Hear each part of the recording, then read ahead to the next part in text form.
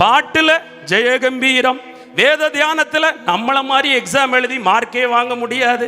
ஆமேன் சொல்லுங்க. ஊழியத்துல புலி, ஆனா கனி கொடுக்கும் வாழ்விலே, கிரியைகளிலே, அந்தரங்கத்திலே, சாட்சி உள்ள ஜீவியத்துல கோபக்காரன் தான், கோபக்காரி தான்.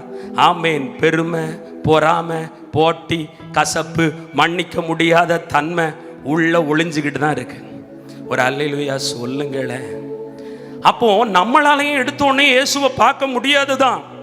சகைவாலையும் போனான். ஜனக்கூட்ட நெருக்கத்தில் அவன் உலக பிரகாரமான சரீர வளர்த்தியில குள்ளனா இருந்தபடியினால் இயேசுவை பார்க்க முடியலன்னு பிரயாசத்தை கைவிடல.